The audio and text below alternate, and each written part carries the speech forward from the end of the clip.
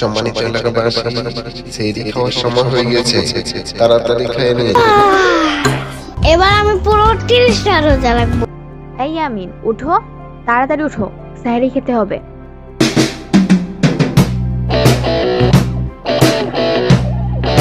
আর মাত্র 5 মিনিট আছে, তাড়াতাড়ি সেহরি খেয়ে নিন।